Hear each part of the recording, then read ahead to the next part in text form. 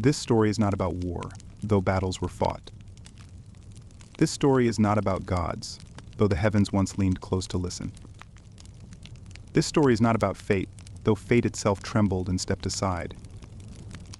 This is a story about the heart, about how the heart of a king bound in chains of law was warmed by a shepherd girl's quiet gaze, about how the footsteps of a simple girl echoed in corridors of marble and command, about how love's silent, unarmed move through stone as water carves a mountain. It happened in the time when people still spoke with the wind, when laurel leaves whispered warnings, and fire pits knew the names of those who approached. The king lived in a city built of memory and ash, high above a river that knew the secrets of his bloodline. She lived in the valley, where flowers bloomed not by decree, but by sun, and where children laughed without fear. The world divided them, as the sea divides two shores. But there was a moment, not a day, not an hour, but a breath when everything shifted. The king descended without guards. The girl lifted her gaze. And from that gaze, from that silent collision of two destinies, everything began. The skies did not break open, but a shadow from a passing cloud fell differently. The birds did not cry out, but their flight lines bent. And all things living, all things ancient, all things eternal held their breath. Because love is not an accident. Love is a fracture in time through which the world breathes anew. Love is a question even the oracles do not know how to answer. This is the story of a king who chose the voice of the heart over the voice of heritage, of a girl who said yes not to a man, but to what was greater than both of them, of what happens when love does not conquer evil, but turns it into dust. And if you are listening, listen gently. For in this story, the wind is a witness, and silence is not absence but memory. Somewhere among the silent hills of Caledon, where the old olive grove had long since merged with the wind, there lived an old man. His name was Lycander, though by now it was almost forgotten. The people down in the city called him the Hermit of the Grove, or the Elder of Parnassus, and none of them knew that he had once been a king. They left wine, bread, and flowers at the foot of the hill not as tribute, but as remembrance. He never came down. Each morning he would slowly ascend to the upper terrace, where once a statue of Demeter had stood. All that remained was a marble pedestal and a slender laurel sprout that had forced its way through a crack in the stone. There he would sit, gazing into the distance, toward Parnassus, whose peaks were veiled in a soft haze. His hands trembled, but his eyes remained clear, the eyes of a man who had seen much and understood it all. He waited for the wind. It did not come every day. But when it did light, scented with sage and sun, it brought a voice with it. Gentle, quiet, like breath. A voice he knew too well. Lycander, whispered the leaves. He closed his eyes. It felt as though his heart paused, then beat again like that of a youth. He felt her breath beside him. Decades had passed, and yet everything in him still responded to that call. He remembered how it began. Not with battle. Not with the throne, but with silence, with the whisper of trees, with her laughter. Once, Lycander had been young, and his strength was like the raging sea. His fame thundered through all of Hellas. He fought, he conquered, he built temples and scattered gold. The people adored him, the council respected him, the priests bowed their heads. But it all felt tiresome. Every feast, every toast, every bed in the palace was like a scene from a script. And so, one day, he left, alone, in a simple cloak, without guards. He wanted to forget, to become no one, to dissolve into the dust of the roads. He walked for a long time, through the forests of Caledon, over scorching slopes, beside brooks where frogs sang and cicadas hummed a world without people. And there he saw her. She stood beneath an olive tree. Her hair was dark as rain-soaked earth. In her hands, a basket. She was gathering olives, singing softly in an ancient tongue no one spoke anymore. But he knew the language of temples and prehistoric songs. She looked at him without fear, as if she knew, as if she had been waiting. He didn't tell her his name. And she didn't ask. They spoke simply, without pretense. He listened as she talked about trees, herbs, the wind. He had never heard such speech, though he had listened to orators, philosophers, prophets. Each day he returned. In secret, he could not stay away. His feet carried him to her hut, her garden, her world. She called him wanderer, and he, in his heart, called her song. And so their story began. A story he now recalled each day in that ancient grove. A story he wished to preserve not with parchment, not with song, not with words, but with breath. One autumn day, when the grove was crimson, he told her the truth. Know who he was, why he had come, how afraid he was to lose what he had found. She did not run, did not lower her gaze. She said, "I knew, but you were not a king when you listened to the trees. You were simply a man, and I love people, not titles." That day he wept. For the first time since childhood. The wind rose. The leaves began to dance. Lycander ran trembling fingers along the bark of the old olive. There he had carved a heart. Inside it a sign, their sign. Only they knew it. He carved it on the night she vanished, when she left to save him from herself, from the temples, from the wrath of the gods. He searched for her, followed the voice, the scent of lavender. All he found were traces, songs left in abandoned caves, inscriptions by springs, carvings in stone, everything but her. He never took another queen, left no heirs. At first the people were silent, then they whispered, then they forgot, and he left. Abandoned the palace, came to this grove, to be closer to her world. Lycander, the branches whispered again. He smiled. Yes, he knew she was gone. In body, yes, but in spirit, here, in every branch, in every morning, in every sound of the reed by the spring. And he sat. He waited. He recited verses to himself.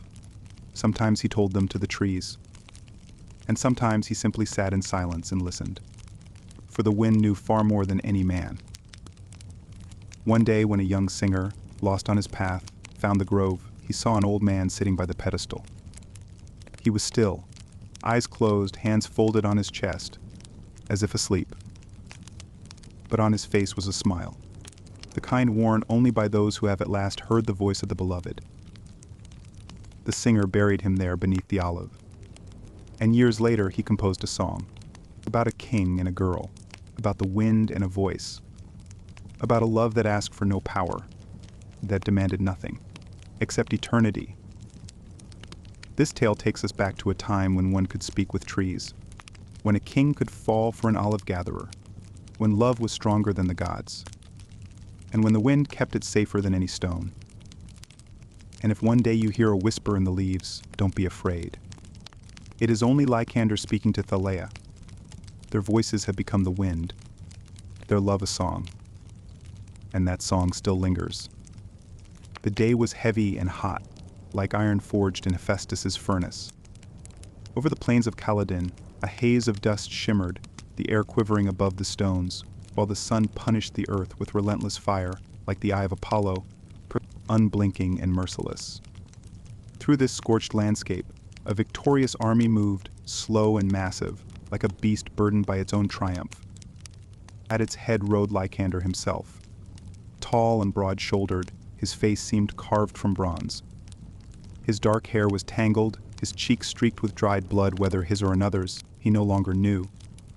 Across his chest lay a breastplate adorned with enamel in the shape of a bull's head, the emblem of Caledon. Even the gold on his armor had dulled with sweat and blood. He rode in silence.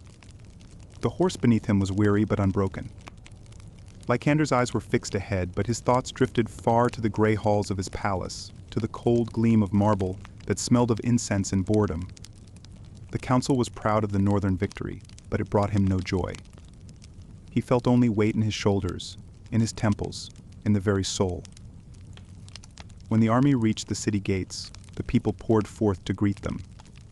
Women scattered flowers, elders knelt, children sang hymns.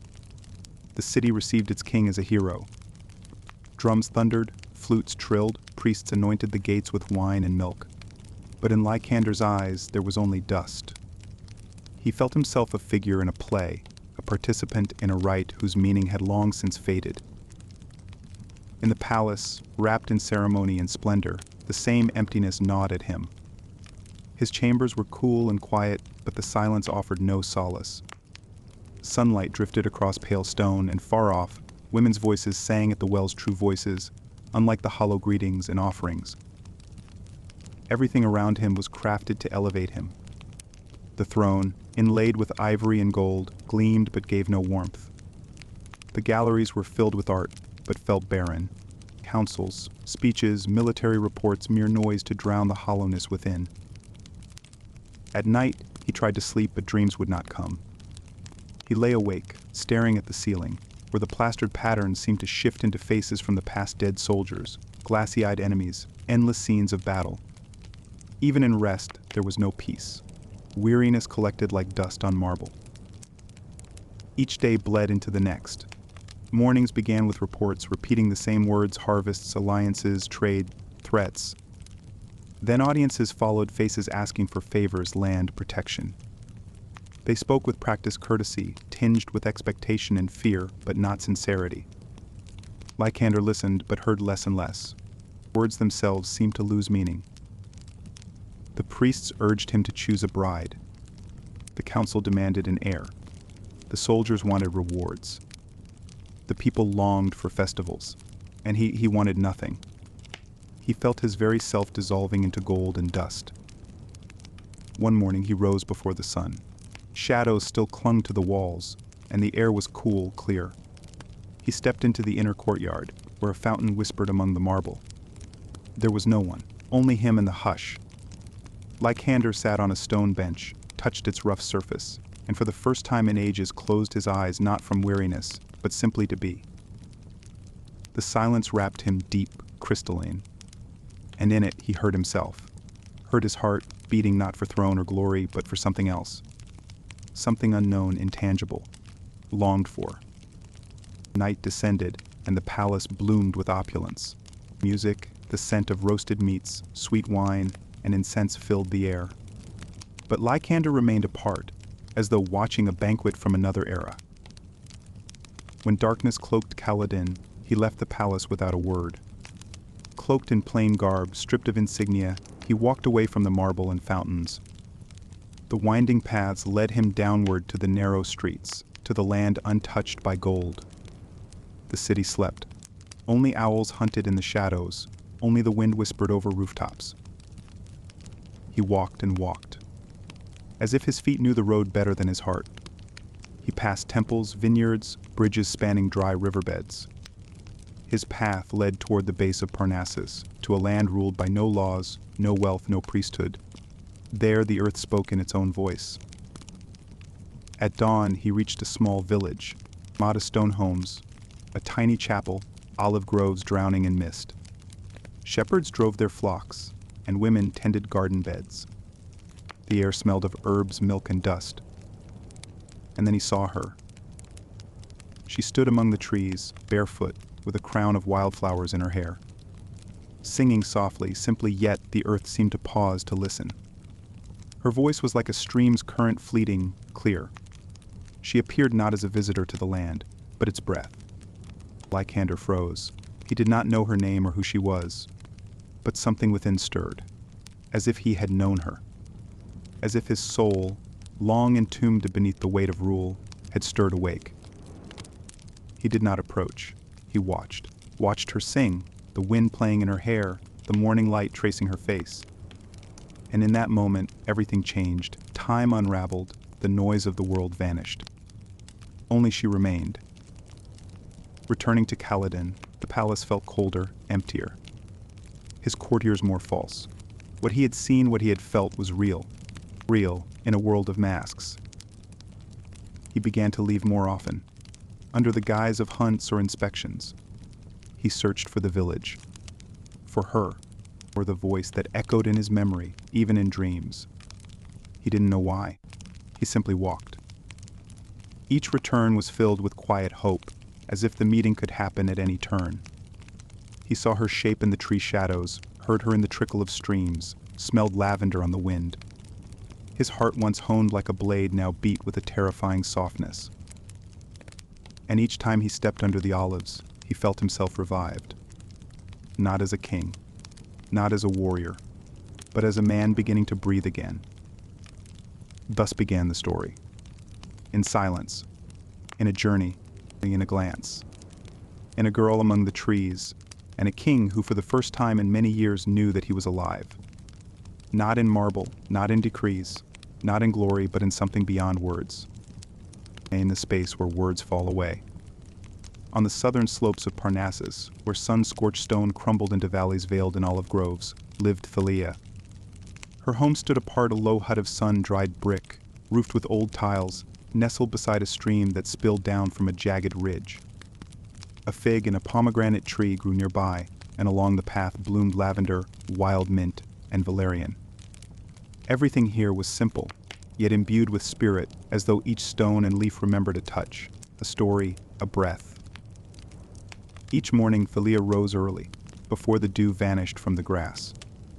She wore a plain tunic, unadorned, and thin leather straps wrapped her bare feet.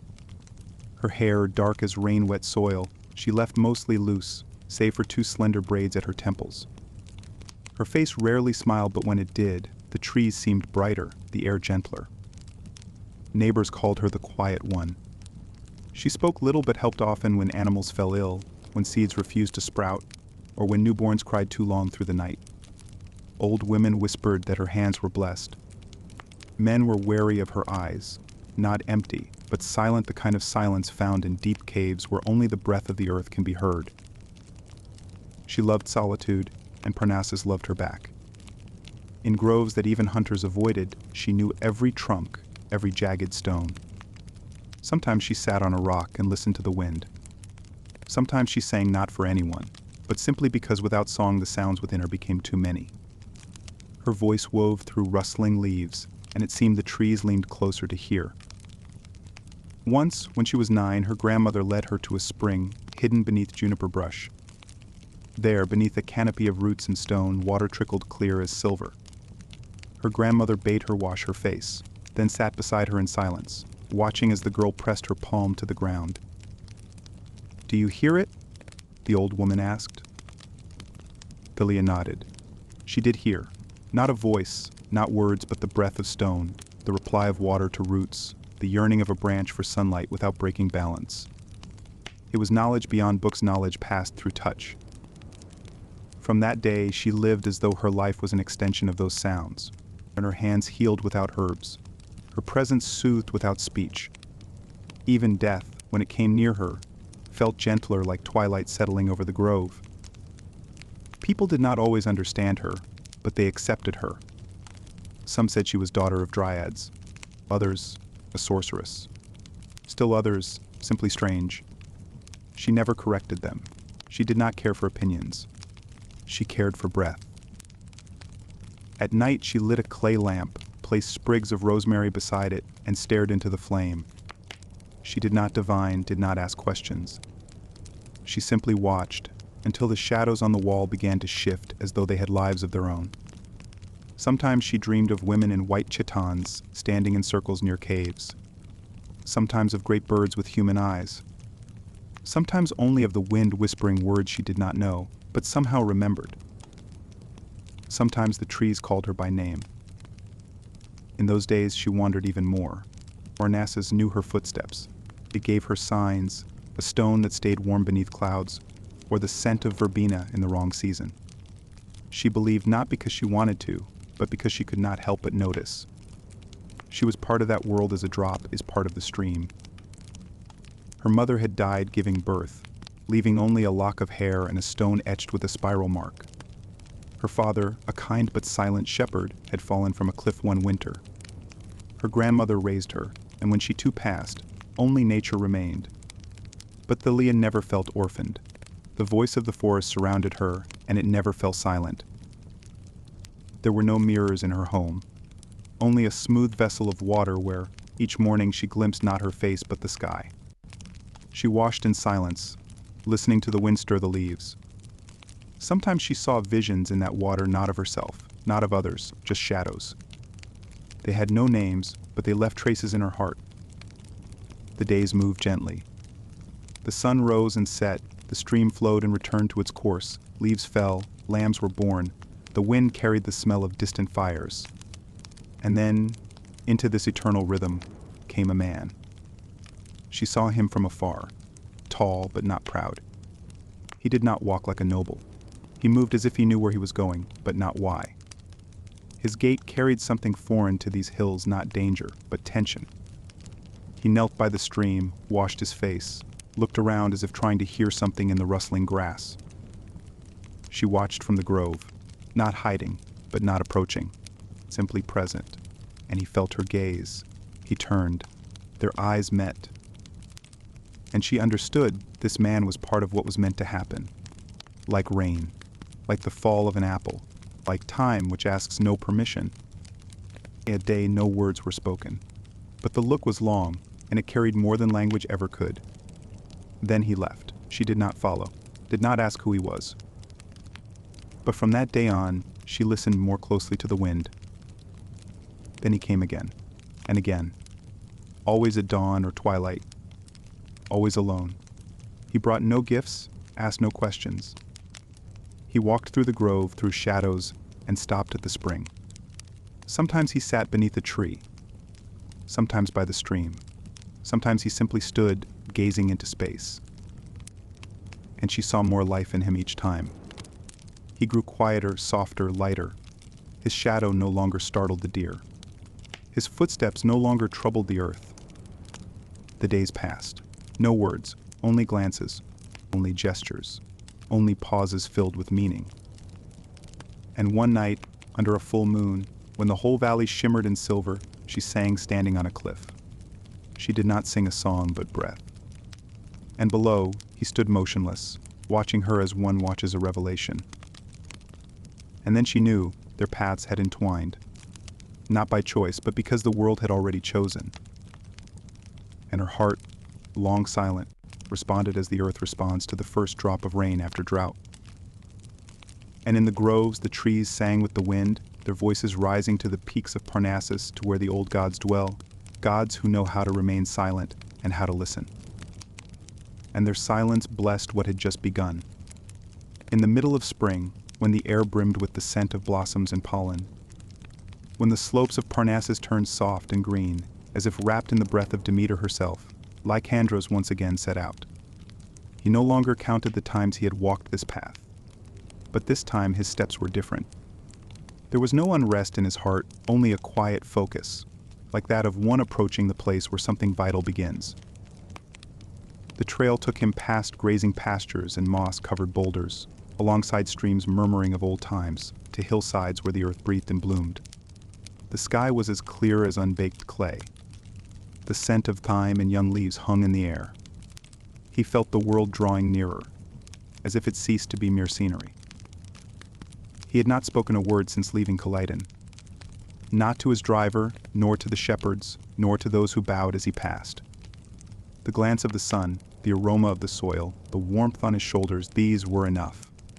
He was no longer a man above others. He was a seeker. When he reached the grove, the light had shifted from morning gold to the silver of midday. Leaves whispered like waves.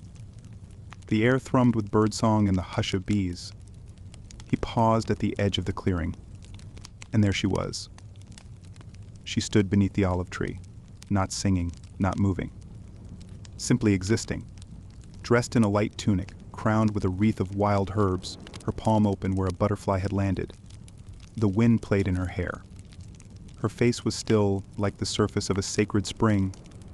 She looked at him without surprise, as though she had known he would arrive at this very moment. He took a step forward. The earth yielded gently beneath his feet. He didn't know what to say and realized he didn't need to. He approached. She did not move. Only a few steps separated them. The wind passed through their garments, connecting them. He looked into her eyes and found the sky, not the one above, but the one within. He knelt, not like a servant nor a supplicant, but as one who acknowledges truth, not crowned, not adorned, only alive. He took a handful of soil and closed his fingers around it. It was warm. She, too, knelt, silently, looking into his face. Not with embarrassment, but with steady study, as if reading his breath, his heartbeat, his thoughts. He felt his world fall apart and be rebuilt anew. They sat in silence. The grove murmured around them.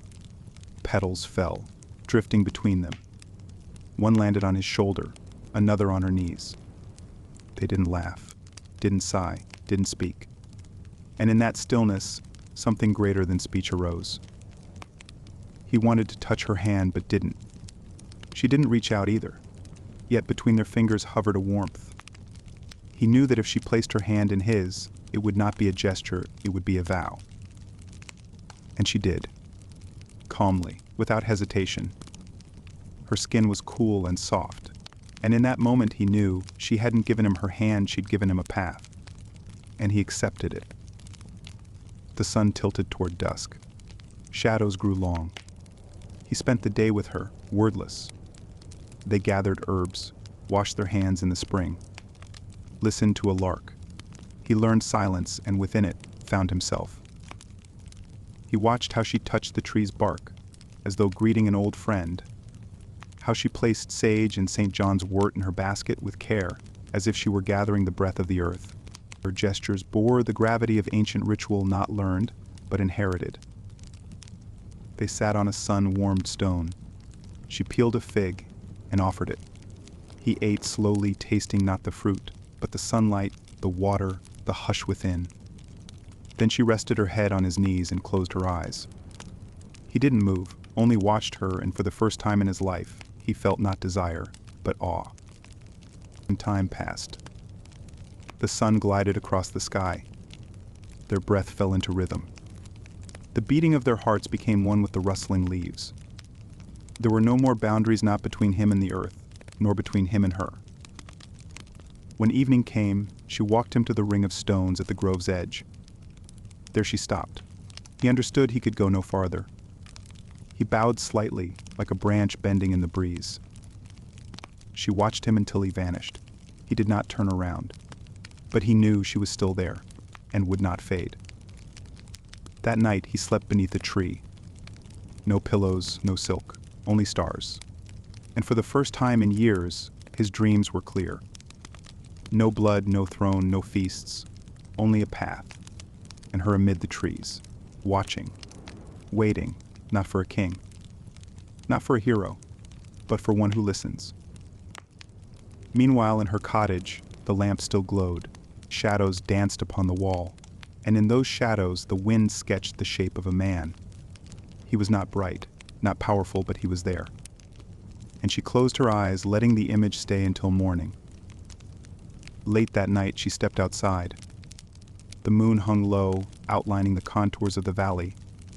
She listened. The wind whispered, as always. But now it carried something new, as if it remembered his breath, his voice. She stood a long time, until only one star remained in the sky. Then she returned indoors and sat by the light. Her fingers sifted through the herbs they had gathered. She touched each leaf with the same care his hand had shown the soil. She thought of him not in words, but sensations. Fragments surfaced in her mind, his stride, his silence, his gaze. His absence of speech was dearer to her than any confession. He hadn't asked her past, but it felt as though he accepted it entirely, without condition, without inquiry, without demand. Thus their meeting began, not through words, not through rites, but through the breath of the earth. And within that breath, a story began to take shape, one that now awaited its continuation. Morning arrived without sound, as if the sky itself feared disturbing what had awakened between them. Sunbeams pierced the canopy and brushed the grass, as though asking forgiveness for the intrusion. The wind was soft and patient. The earth held the damp breath of night. Everything around whispered, "Today, something has changed." Lycander awoke before the birds. He sat beneath the tree where he had slept, wrapped in his cloak, though he had hardly rested. Not because his mind was troubled, on the contrary, for the first time in many years, he felt not peace, but clarity. As if a space had opened within him, into which living waters had begun to flow. He looked around. Morning shadows stretched long. In the distance, where the hills rose, the first flickers of light danced. The air was rich with lavender and warm clay. The grove was breathing. Slowly he stood, shook the dust from his cloak, and followed the path toward the village. He didn't know if he would see her again, but he knew he must go. Talia awoke at the very moment the first ray of sunlight touched her cheek. No dreams had come to her. Inside, all was still and even like the circle of water left after a stone has sunk. Into that circle, he had entered quietly, without a splash, and remained. She rose, washed her face in the basin beneath the hanging vine, and dressed in a fresh tunic. Without haste, she felt he was coming, or already on his way. There was no need to rush. Everything in the morning was where it belonged, even the sense of expectancy. In the village, all was unchanged. Shepherds guided their flocks. Elders sat at their porches. Children played with loops of vine. Life went on, but Talia was no longer the same. Though no one would have noticed her walk, her gestures were as before. Yet her gaze was deeper, as if she had seen something that could not be unseen. He appeared at the edge of the grove. The same steps, the same gait, but she saw at once he had become quieter, almost like one of the trees. Their eyes met, and Talia's heart stirred not with fear, not with excitement, but recognition. He was the same, and yet transformed, the way he was meant to be. She didn't go to him. She remained where she was, not out of pride, but out of agreement. Let the path be his. Let him take the step. And he did. When they stood beside each other, no words were exchanged. None were needed. Their eyes said all. The wind passed between them, carrying away old fears. They walked together, not arm in arm, not hand in hand, but together as a river flows beside its bank. The day passed in silence, thick with meaning. They gathered herbs, as before. He learned to distinguish the scents: lemon balm, wild mint, thyme, savory. She showed him without speaking. He absorbed. He began to feel the voice of a plant not in words, but in form, in scent, in the curl of its leaf. He had begun to listen. She led him to an old plane tree whose roots embraced a stone cracked long ago by lightning. Beneath it ran a spring. The water was cool, with a metallic taste. They washed together. Their fingers brushed and neither withdrew. That touch became part of a ritual. Talia led him deeper into the woods, to places no others dared go. There, forgotten herbs grew. Stones bore ancient spirals. Roots pulsed with quiet power. He watched and remembered not as a student, but as an equal. And it was new for both of them. At noon they paused on a hill with a view over the valley. Among the waves of hills, fields, and distant villages shimmered. He looked far. She looked at him. In him was more peace than in the landscape, and more uncertainty. She felt it. He said nothing, but she knew he understood he could not stay forever. His world called to him. His name belonged to cities, not groves, but he wanted to remain. He wanted to know if it was possible. She gave no answer, not because she refused, but because the answer was not hers. It lay with time itself. When the sun dipped low, they returned. He walked slower. He didn't want the day to end. For the first time, he feared evening's fall. At her doorstep, he paused. She did not invite him in. But she did not close the door. She looked at him, and in her eyes was everything: acceptance, farewell, waiting.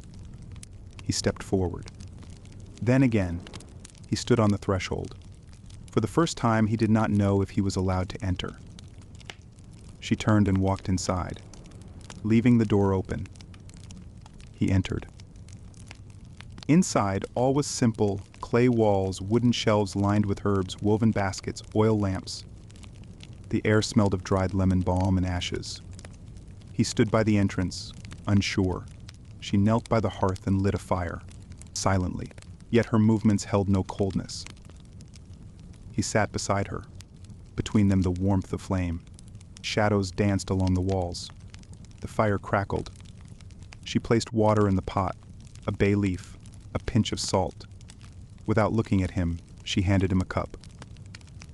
He drank, and in each sip felt not taste, but meaning. The water warmed him like a long-awaited word. She watched the fire. He watched her. They spent the evening in silence. Only at the end, before he rose, she looked at him and spoke for the first time. "Did you know where you were going?" He nodded, hesitantly, but he nodded. She smiled. "Then go." Oh, he left, but he did not go far. He sat outside, back against the wall, listening to the wind, and waited for morning. For the first time, he didn't want to return to what he'd called his own, because here he already belonged. She watched his silhouette in the moonlight. He had become part of her home, her world. Not as a guest. As a root, sending a sprout into her soil.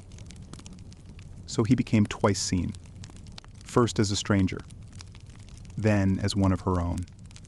And between those two was a day in which the world opened without a single word. And that day belonged neither to city nor forest, but to them alone. On the third day of the spring equinox, when night and day shared the world in equal measure, Thalia led Lycandros deeper into the forest.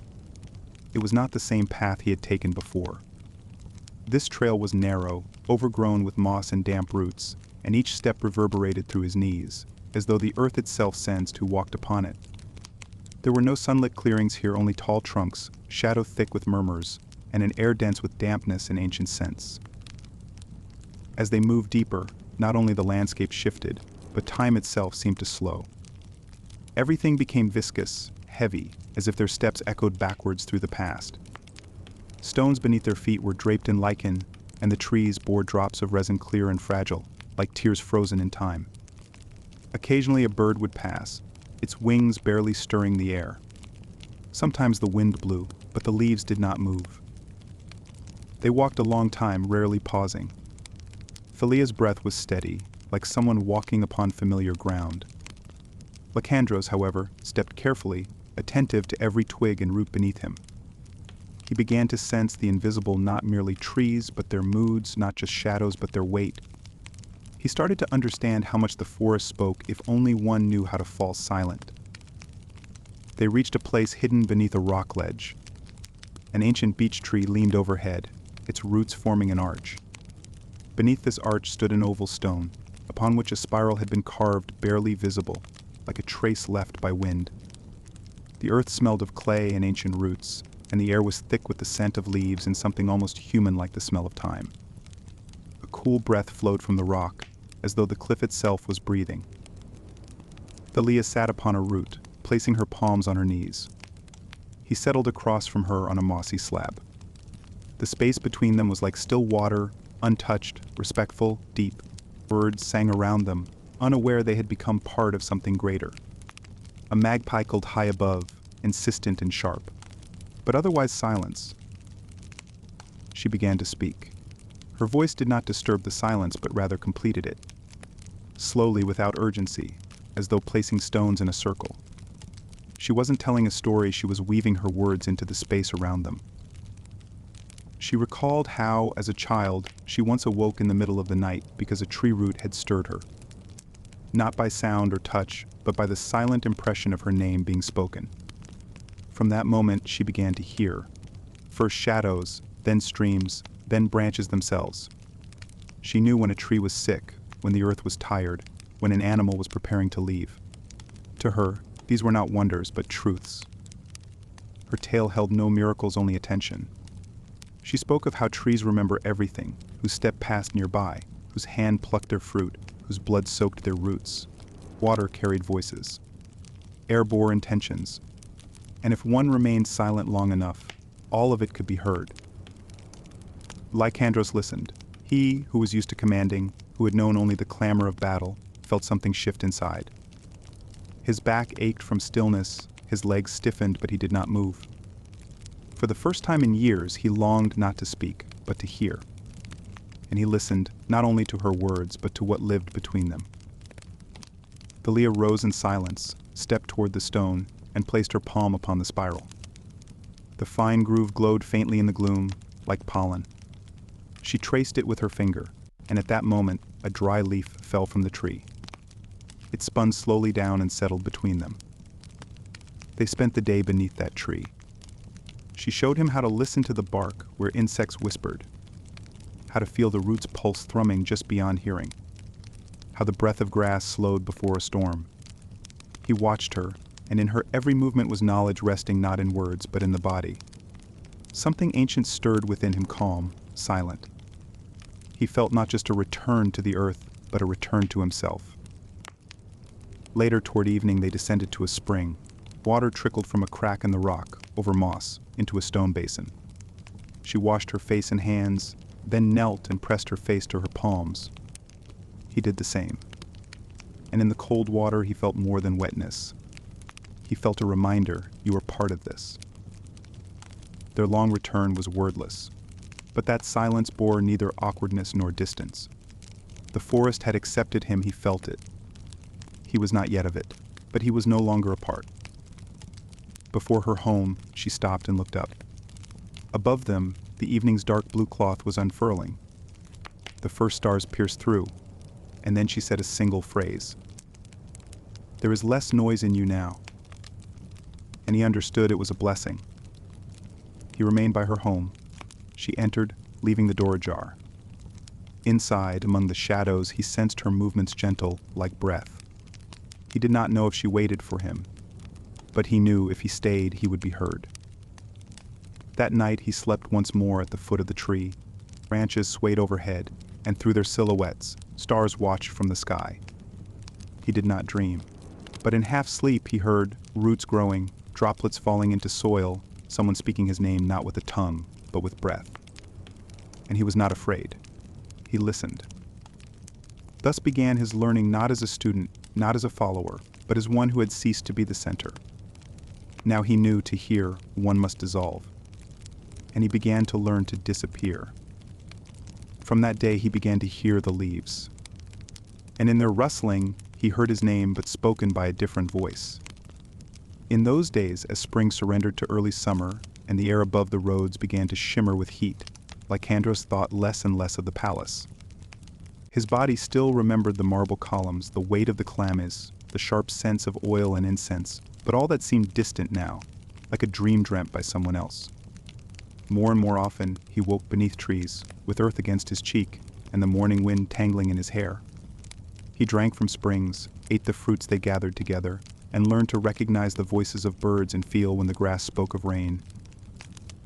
His mornings no longer began with the cries of servants and the clamor of palace halls, but with the song of starlings and the hush of leaves. He rose before the light to meet the birth of day in silence. His hands, once firm upon the hilt of a blade, now knew the tender weight of damp soil, the smoothness of herbs, the pliancy of vine. In this slow existence among leaves, dewdrops, and the shifting shadows of clouds he began to understand himself anew, not as a king, but as a man. Far away in Calydon, however, the silence left by his absence began to speak louder than any herald. The guard dared not mention the lengthening of his journey. The temple priests, long accustomed to seeing the king each morning at the altars, gathered for council. They knew when the king is silent, the gods begin to speak. And the gods are rarely patient. Orion, eldest of the temple of Zeus, felt the balance was breaking. The king's heart, long without a union or heir, had now gone astray without explanation, without ritual. And the old priest sensed this was no simple flight. That night, he kept vigil in the sanctuary, lighting incense and watching the smoke. In its coils he saw forest, water, and a woman's face, not a goddess, not a priestess, but one who walks barefoot, carrying silence within her. He felt the very fabric of the world shouting of disturbance, a sacred order, reinforced by prayer and sacrifice for generations, shaken by a king's step upon earth, unblessed by temple hands. He feared that in the silence of the forest, something was growing, something neither he nor Zeus could command. At dawn, Orion departed. With him, 3 silent companions, each bearing a token of power, a bronze bowl, a staff, a temple seal. They traveled quietly in gray cloaks along the dusty road until they reached the woods of Parnassus. The earth met them with wariness. The air shimmered as with heat, yet not a single leaf stirred as they passed. At that time, Lycandros and Thalia spent their days in a quiet harmony. He built shelters, wove baskets, learned to strip bark without harming the living. She guided him through paths where plants changed color at a touch. All that passed between them was wordless but full of meaning. Their bond deepened with every shared gesture. He began to remember not the names of herbs, but their breath. He heard how moss sighed with evening chill, how grasses drooped without rain. He felt how her rhythms matched the land's ch, and longed to be part of that unity. One day Thalia brought 3 bands of St. John's wort. One she tied around his wrist, one she laid at the threshold, one she kept for herself. No words were spoken. But in her gaze there was knowing time was shifting. She sensed the growing current in the cracks of space, restless, urgent. She watched the sunset not in color, but in signs. When the priests reached the grove's edge, they did not enter at once. A wind rose.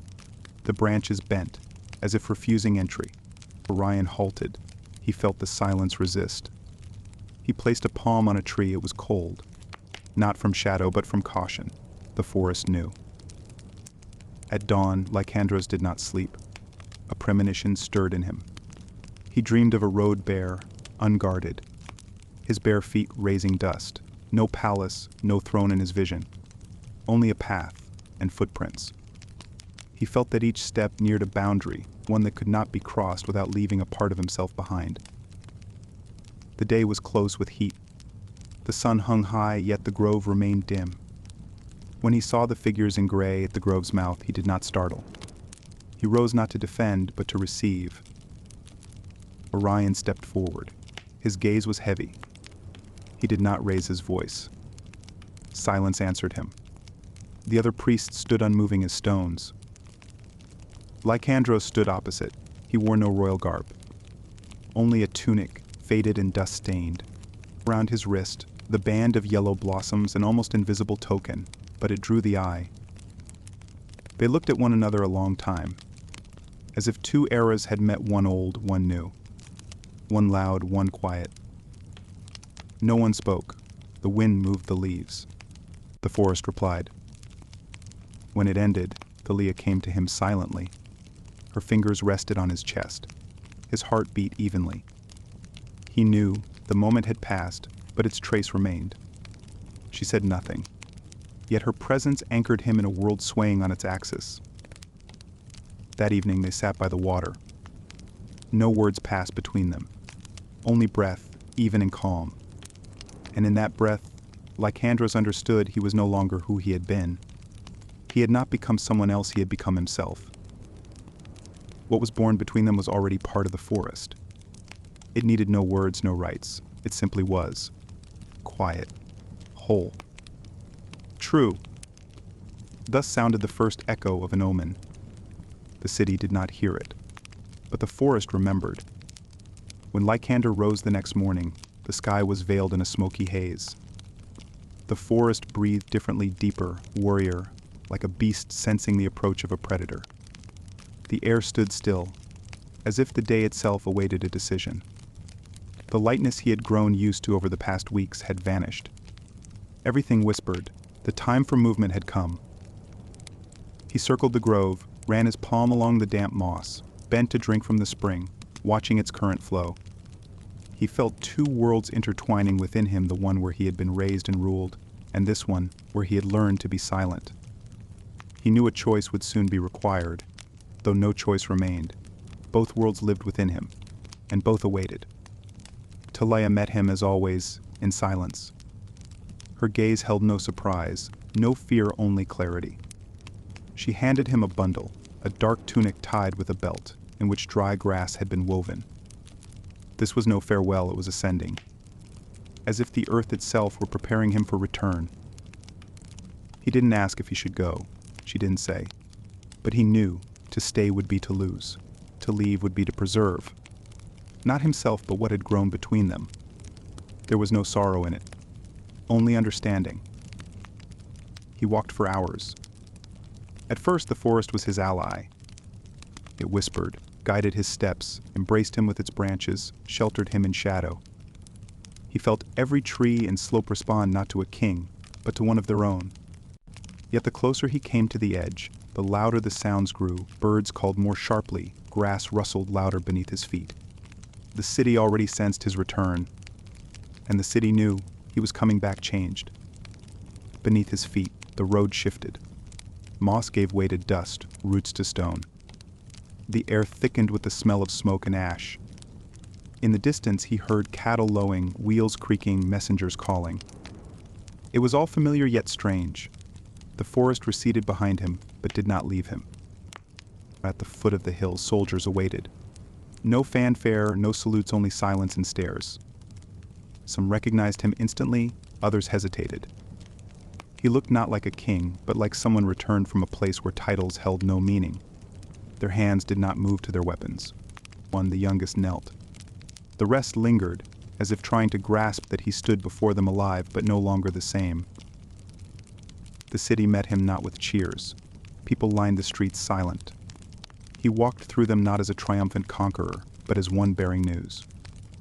The houses were the same, roofs, windows, market stalls, but the faces had changed, eyes sharp and searching.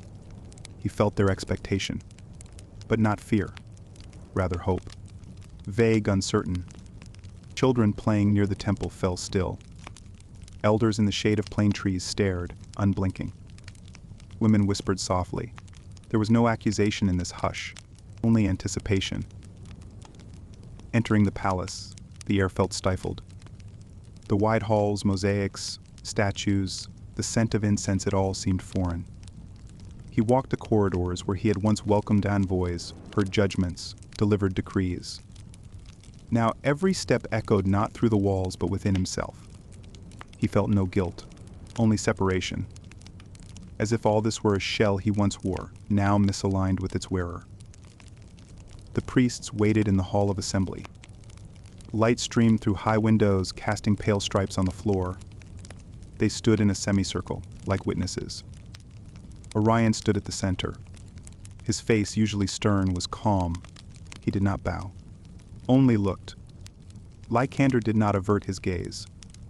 His face showed no defiance nor submission, only silence, the silence he had brought back from the grove. He did not speak. Not from ignorance, but from understanding words have no power unless they carry silence within. He passed them without meeting their eyes and ascended the temple steps. There, where oaths were once sworn and offerings made, he stood, alone, without symbols, without escort. Only the wind touched his garments. From the square below he could be seen. People gathered. Some out of curiosity, some out of loyalty. Some because they had felt a summons. He did not speak. He stood. And that standing was more powerful than any proclamation. When the sun dipped westward and the air filled with evening bells, he bowed his head, not in subjugation, in consent, a consent to be one who listens. That night, he did not sleep. He stood atop the palace roof, above him stars, below his city, breathing in the hush of night. In the distance, lights flickered at the ports, shadows of boats stretched across the water. He gazed upward and did not feel alone. He felt that the city, like the forest floor, could also be heard.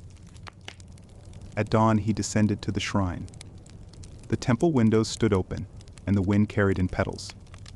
They settled on the floor, on the altar, on the steps. He stood among them. Orion stood nearby. They said nothing, but now not from opposition, but because they were hearing the same thing. When he stepped before the people once more, the herb-woven band still wrapped his wrist. And that detail spoke louder than any banner. Thus returned the king, not as a sovereign, but as a sign of change, not as a master, but as a servant of the land he had at last learned to hear. On the third day after his return, Lycander left the palace walls alone. Servants watched from afar as he walked barefoot across the marble slabs of the inner courtyard, passing the colonnades where once ambassadors and nobles gathered. He said nothing. His pace was slow, as if listening to the rhythm of the earth beneath him. The stone answered him with coldness, with the echo of old days, the footfalls of generations past. But he was seeking something else. He made his way to the oldest part of the city, where the streets were narrow and the walls of houses touched each other with shadows, where the earth had never known gold, but held the warmth of common steps. As he walked, people parted before him. Some bowed, others watched in confusion. He did not meet their eyes, but he could feel the silence changing around him. Every glance stirred the air.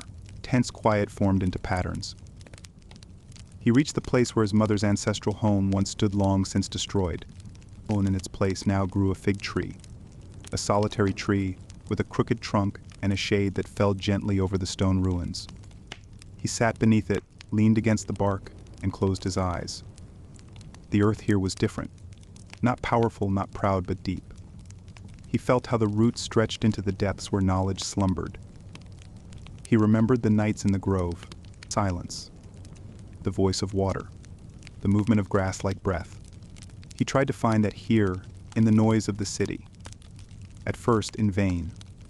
The stone was deaf. But beneath the first layer, he felt it. Under stone, there was dust, beneath dust, ash, and under ash, a seed. The earth here lived, it had merely been sleeping longer. He remained there until sunset. People began lighting lamps. The streets filled with the smells of food, the sounds of dishes and children's laughter. But he sat still, part of the tree. His breath slow, almost invisible. He was neither asleep nor awake. He was listening. And at some point the earth answered. Not with words, not with visions, but with feeling. She was patient. She remembered. She had suffered from wars, from blood, from broken vows. But she accepted, always. Her voice was not reproach, it was a plea. A plea to be heard. The next morning, Lycander ordered maps of the lands to be brought to him. He decreed the cancellation of taxes in the mountain villages. He commanded the restoration of a canal in the northern valley. He reopened the gates of the temple of Dionysus, sealed for decades. No one understood why, but no one objected. He walked the city again, not with an entourage, but alone. His steps became part of the streets. He listened to the old, visited the marketplace, sat in the shade by fountains. And in his presence, a strange stillness settled, not heavy, not solemn, but full. He began writing short notes and leaving them in the temples. Listen to the water. Don't cut the tree your father sat beneath. Ask the wind. At first, people were puzzled. Then they began to repeat them. Then they began to hear. In the evenings, he sat on rooftops, watching the sun leave. He noticed where smoke rose quickly, where it curled like vine. He could tell the voice of a street. One rang like clay, another like bronze. Sometimes he simply sat with closed eyes, feeling how the city's alleys echoed with the breath of the earth. At the start of the month, he ordered all the city gates left open overnight. The guards hesitated, but he insisted. That night, dogs returned to the city ones unseen for years. They came from the outskirts, lay down by the doors of homes and slept. In the morning, no one chased them away. On the market square, people said it was a sign. Lycander gave no explanation. He began speaking with potters and farmers, with herbalists and shepherds. Not as a king, but as someone who wished to know how the city lived when no one watched.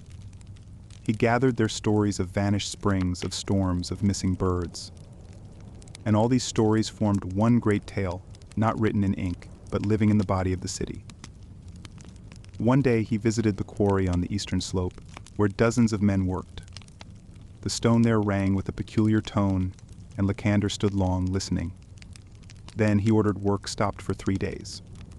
The men didn't understand. But on the third day, water emerged from a crevice. Elders said a spring had once flowed there but had been buried. It had returned. The stone had heard. He watched the trees, ordered that old olives not be cut down, even if barren, commanded wild herbs on the hills be left untouched. At first, people did not understand, but soon they noticed more bees, clearer well water. Even children said the grass felt softer. Lycander began honoring the cycles of nature equinoxes, solstices, lunar shifts. He made no grand processions. Instead, he invited people to a grove beyond the city. They brought food, sat in a circle, spoke little, but together. Sometimes he brought a branch or a stone, left it in the center. And all understood this was not an offering to gods. This was a sign that we are part of it all. Talia did not come, but he knew she was near. He felt her in the scent of evening smoke, in a flower blooming between stones, in the shade of plane trees. He no longer needed her presence to know their bond remained. Thus the earth began to speak. Through him, through everyone who went quiet and listened, through rain that came not by prayer, but by need, through a crack in a wall, through a bird landing on a sill, everything became a sign.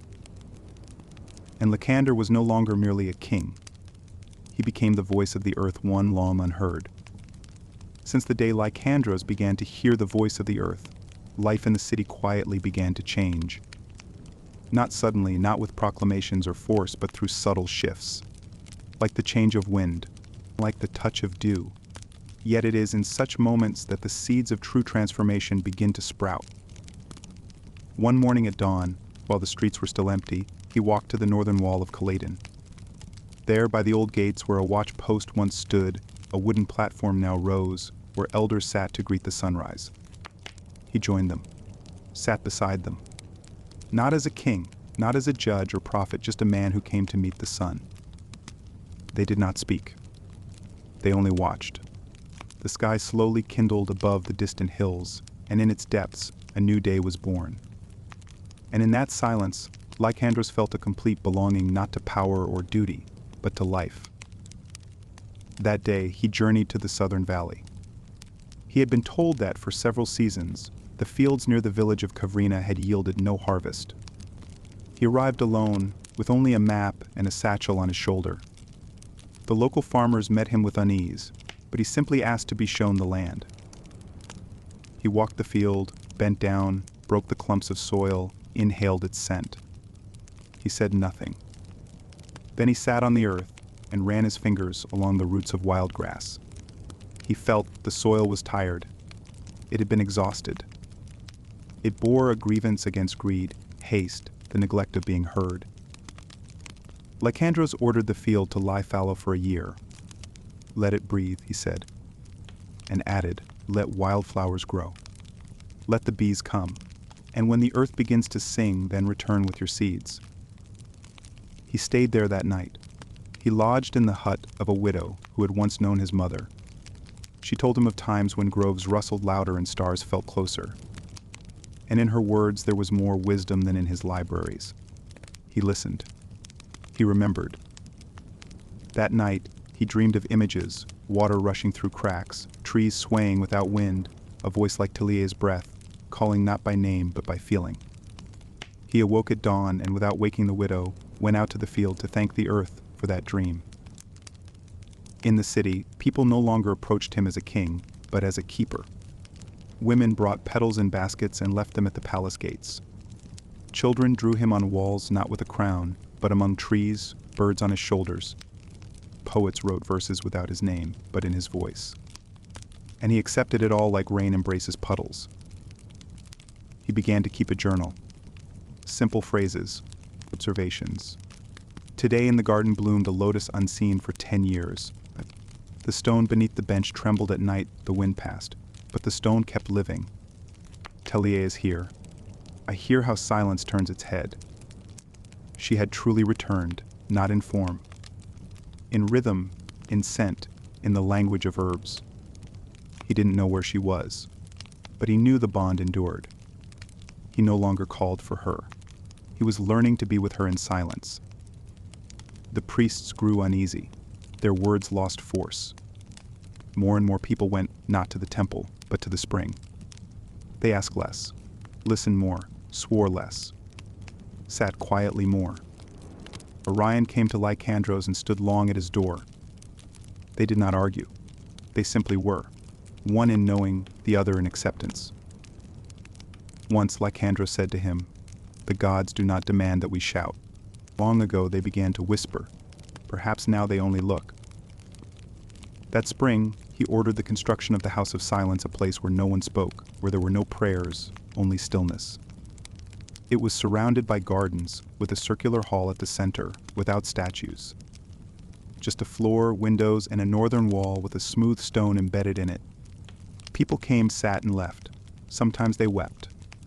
Sometimes they slept. Sometimes nothing happened. And that was enough. Servants whispered that Lycandros sometimes vanished at night. He was seen in the grove, in the old quarters, by the river. He wasn't searching, he was letting the world find him. He began to draw. On stones, on planks, in the sand. Spirals, leaves, currents. These signs had no names but carried power. He left them on thresholds, at wells, on temple walls. People began to copy them. Thus a new language was born, a language without sound.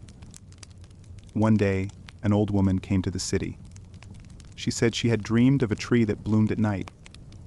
Lycandros led her to the palace garden and showed her, in a forgotten corner, a white branch had appeared. They sat there until dawn, and he held her hand in his. He knew the earth speaks not only through the young. He invited musicians not for festivities, but to listen, to the wind, to footsteps, to breath. From these sounds arose a new music not for celebration, but for awakening. These melodies played at night when the city slept. They did not disturb dreams. They became part of them. The city ceased to be merely a place. It became a body. Every sound, every gesture, every touch became its breath. And in that breath, Lycandros felt Teleia. Thus formed a silent bond between the king and his people, between the man and the earth, between silence and meaning. It asked for no words, obeyed no law, crossed no border yet encompassed all. He no longer sought answers. He became the one who listens, so that others might begin to hear. In the heart of spring, when the moon hovered low over the horizon, Lycander sensed the city had reached a threshold. The wind had changed. Trees blossomed out of sequence. Birds returning from the south sang in unfamiliar tones. People spoke more slowly. Their words shortened, their pauses lengthened. It was as if the very earth awaited something. A silent ritual was stirring, not invented, but awakened. During those days, Lycander spent long hours in the Hall of Silence. He watched how people's breathing changed as they entered. Some whispered, as if testing whether silence could be broken. Some stared at the floor. Some smiled for the first time in years. Children came and played with the light on their fingers. Their shadows on the walls seemed to move of their own accord. He often saw travelers arriving who didn't ask where the temple was, they went to where the quiet lived. There they sat, and stayed, with no requests, no stories. The city grew quieter. Less noise meant more space for listening. One evening he remained there until dark. When the last visitor left, only a single candle remained. Its flame trembled, casting a long shadow across the floor. He heard the breath of night, the whisper of wind beyond the windows, the silence becoming form. That night he made his decision. He summoned the elders and herbalists, the potters and carpenters, storytellers and painters. He gave no commands. He asked, "How do you listen? What does fire say to you? What does the stream whisper?" When each answered, he said, "It is time to remember that silence is also a language." He wanted a ritual unlike any known in Caledon. No altars, no offerings, no words. He wished for the entire city to fall silent, not out of fear, not by decree, but by choice, the choice to be with the earth. The priests were uneasy. They dared not object, but they did not understand how to bless silence. Orion came to him and said, "Without words there can be no vow." Lycander met his gaze calmly. A vow is not always before gods. Sometimes it is before life itself. They sat together for a long time. Between them lay a smooth stone. In its cracks, the light danced. Orion closed his eyes and nodded. The preparations took 7 days. Messengers spread the word. On public squares, symbols were posted, spiral, tree line. No explanations were given, but all sensed their meaning. Children were taught gestures, a palm to the chest I am here, fingers on the lips I hear, hand to the earth I remember. Each day brought new signs. Images began appearing on walls, circles, flows, roots. Elders shared memories of ancient feasts where no one spoke, only watched the fire. The young listened. They did not argue. They simply listened. People prepared meals in advance, knowing there would be no shouting in the markets. Shepherds moved their flocks more quietly. Blacksmiths muffled their hammers. Even the dogs grew still. Some mothers taught their babies to seek answers with their eyes, not with their mouths. It was a preparation not just of bodies but of hearts. On the final night, Lycander left for the grove beyond the city. He spent the entire dark of night lying on moss. He did not pray. He simply waited. Just before dawn, he heard the earth speak, "Do not fear the pause. Within it, everything will be born." Elsewhere in the city, silent rites unfolded. An old woman cloaked a cat in wool and lit a lamp. A young shepherd raised his hands to the sky without a word. Children fell asleep by the fire, voiceless, but all dreamed of a forest singing with ancestral voices. The ritual began at sunrise. The entire city awoke in silence. No bells, no cries, no commerce. People opened their windows and nodded to each other. Some sat on steps, others by water. The blacksmiths did not stoke their fires. Fishermen stayed ashore. Everything stopped, but nothing was lifeless. Everything was alive like breath before a word. The streets themselves felt transformed. The stones beneath their feet no longer clanged but answered with the soft sound of footsteps. Doors creaked gently. Even birds, as if sensing the shift, changed the tone of their songs. Windows did not reflect light, they held anticipation. Lycander walked the streets. No guards, no throne. Birds perched on rooftops. Petals swirled on the wind along the stones. He paused in the city square, where once assemblies were held. People were already gathered. They were silent. He raised no hands, made no gesture. He simply stood. And in his standing there was everything: his journey, his choice, his memory of Talia, his conversation with stone, his knowing of the earth's fracture. The pause stretched. The sun rose. The trees cast long shadows. And then the birds fell silent. And the people heard not sound but something else, as if the earth itself exhaled. Someone wept, someone laughed, but no one spoke. That was their answer. When the sun reached its zenith, in one house a woman opened her palm to reveal a dry flower. It crumbled, and this became the ending. But no one said, "It is over," because the ritual remained, in the body, in the heart, in the stones of the street, in the wind that now moved differently. Lycander went to the garden, sat beneath the plane tree, and fell asleep, peacefully, like a tree completing its circle. And the earth was silent with him, because they were now one. Later, when asked about that day, no one could describe exactly what had occurred. But each remembered warmth, each preserved a shadow, and many continued to keep silent, not from fear, not from confusion, but because in that silence lived a meaning no word could contain. From that day, the city became quieter. People built benches beneath trees. They listened to water. Flowers appeared on rooftops. They wrote short phrases in clay: breathe, look, remember. These were not commands. They were reminders. In the evenings, families gathered to watch the fire. Someone stirred the coals. Someone traced the table's grain with a finger. They needed no conversations. Every gesture was a confession.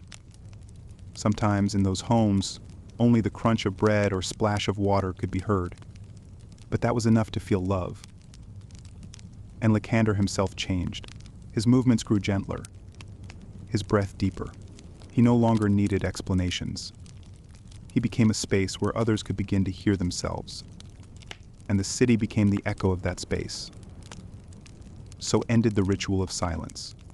not as an event, but as a beginning.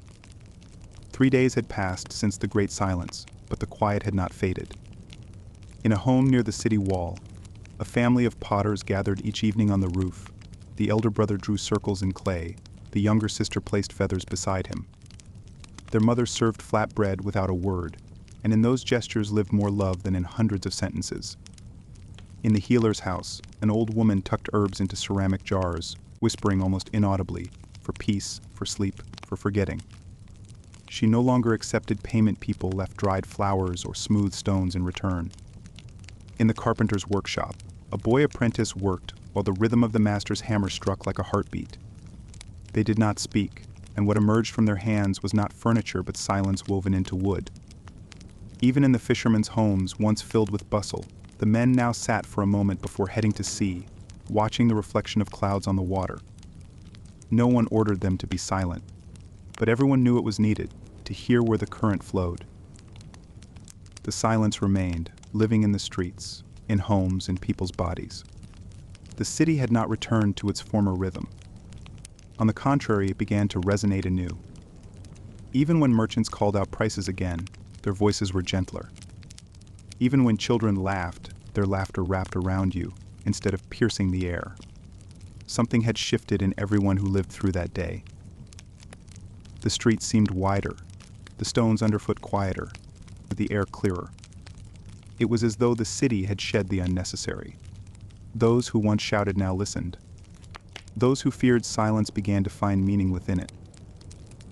Lycander felt this most clearly. He observed how women now held their gaze longer, how the elderly smiled without words, how blacksmiths hammered nails with a care previously unseen. He heard how people murmured in the mornings, not out of fear, but because they didn't want to disturb the music of peace the city now lived within. He continued to walk the streets not as king, but as witness. In the markets, space was made for him, but he declined it. He simply stood nearby. People sensed his presence like one senses a tree in the garden. It doesn't demand attention, yet its shadow brings comfort. New customs appeared.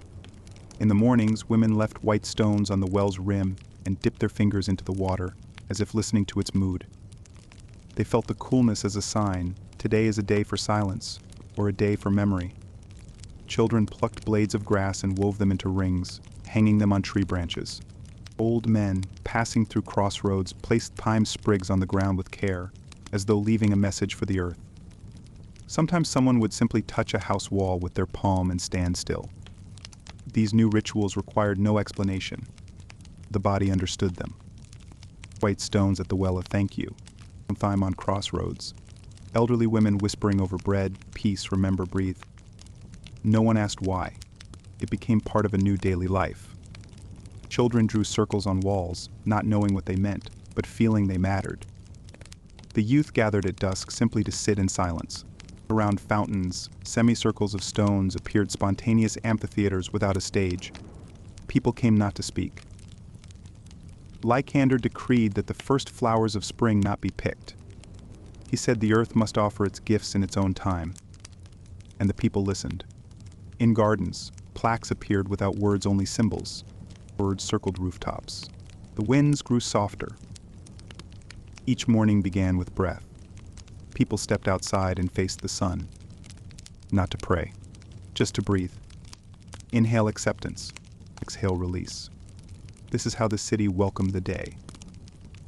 Deep within the city, at the wall of the old temple, the priests tried to reclaim the power of words.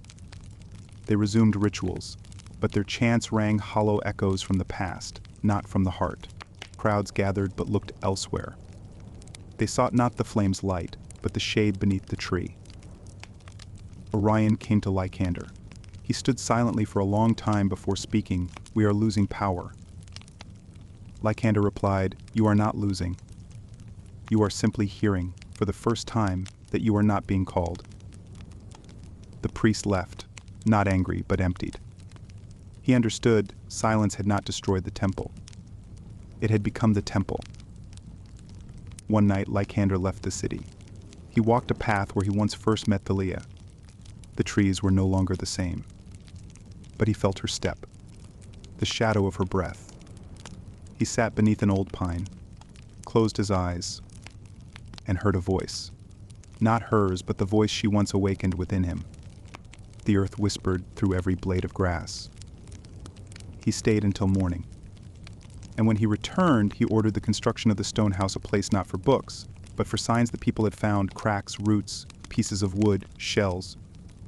A place where each person could leave what the earth had given them. It was not a museum. It was an altar without gods. Children brought feathers and smooth bones, elders shards of clay, shepherds bits of wool. Each object lay in its place, and in their quiet arrangement, a story emerged. Some came in the evenings simply to sit.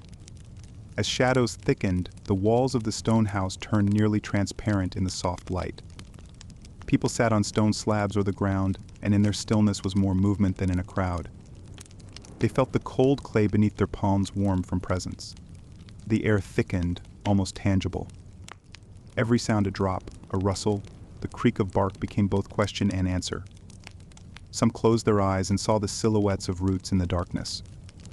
Others touched the crack in ancient stone and felt a pulse, as if the stone breathed. In that silence, the world did not hush it unfurled like a blossom left unpicked. They did not look at the objects. They listened, heard how the stone held warmth, how dust settled, how a spider spun its thread between shard and shell. It was a language without grammar, but with true memory. 17 days passed. Lamps were lit across the city one evening, but no one shouted. Only the windows glowed like stars. That night, a woman gave birth to a child. He did not cry. He lay on his mother's chest and stared into the dark as if he already knew it. People said he was born in silence. He will hear the earth. Thus, the ritual continued to live. Not as a memory, but as air unseen, yet deeply felt. And Lycander thought more often now, perhaps the meaning of kingship is not to rule, but to become the space through which the wind passes and is not resisted. The river Calafia had flowed past Caladan since ancient times, but only now did Lycandros truly begin to hear it. From early morning he sat by the bank, hands submerged in the water. The wind touched his face, bringing with it the scent of wet stone and pollen. The water spoke of mountains, of glaciers feeding its sources, of fish swimming against the current, of children once sending little boats of bark downstream. He did not seek answers. He was learning to receive. Life in the city now flowed gently, as if following a new rhythm, the rhythm of water, of wind, of breath. Craftsmen began to open their workshops earlier, but started their work in silence. The potter would trace the clay with his fingers for a long time, listening before beginning to shape. Children, once restless and loud, now sat by the stream and watched drops fall from leaves. They spoke little, but with their eyes they captured every movement of the water. Elders gathered in the shade near the cliffs and watched the river like an old friend, needing no words. Some came to the bridge and stood for hours, leaning against the railing, as if listening to a voice not from outside, but from within. Morning mist grew thicker, as though the clouds themselves had descended into the streets to join the silent conversation. People began calling Calafia the river of memory, not because of its age, but because beside it memories came unbidden, yet waited for everyone. Each evening in Lycandros' house, those who dreamed gathered: elders, children, wanderers. An old man recounted how, in a dream, he saw the river frozen, but beneath the ice pulsed a golden thread, and when he reached for it, he heard the voice of his long-dead sister. He called this the clearest dream he had ever known. A girl from the western part of the city shared a dream where she floated on her back down the Calafia, birds circling above her, singing her name in a forgotten tongue. Upon waking, she drew the dream in clay, and the patterns resembled those once kept in the temple before the Great Silence. These dreams were not interpreted, they acted. Someone began to paint, another ceased to speak, another walked barefoot to the river. They described mirrored waters where not faces, but gestures reflected. Some heard names long forgotten ripple through the current. One potter admitted he dreamt of the river carrying clay flecked with golden sand, and in the morning he found just such clay on the bank. Lycandros listened. He said little. He simply gathered these fragments not as a ruler, but as one weaving a net, not to catch, but to connect. He understood what was happening could not be named. It had to be lived. One day, a woman in a dark cloak came to the river. She appeared as if from the mist softly, like a breath before a word. Her steps did not stir the gravel, and the birds did not startle from the bushes. The air grew. Summer arrived. A warm, almost honeyed light poured over the plains around Caledon. Fields of wheat swayed like the surface of a pond, and in their motion, too, there was memory. Lykandar stood at the foot of a hill, watching as women with scarves on their heads slowly gathered the grain. They no longer sang, as was once the custom. But their silence was not empty. It was a space in which the rustling of the earth could be heard. He descended the hill and passed through the harvest rings, where the women moved like dancers. Their hands worked with such precision, it was as if they were speaking to the stalks. Boys stacked sheaves into neat pyramids, and girls wove wreaths, tucking in flowers found between the rows. Everything happened slowly, with a special attentiveness. An old man, sitting in the shade of a plane tree, carved signs onto a wooden board, not letters, but images, a grain, a drop, an ear of wheat, and said it was a chronicle of the harvest that only the earth could understand.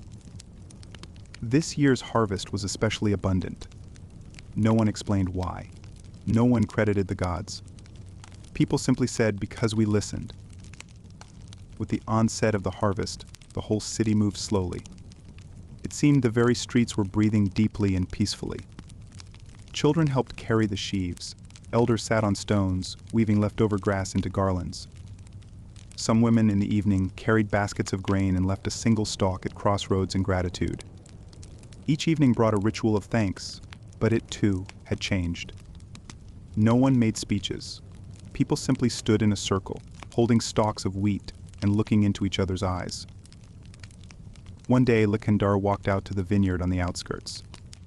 There he met a young man who, not knowing who stood before him, said, "The vine bears fruit if you don't touch it too soon. It knows the right time." Lykandar smiled. He did not reveal himself.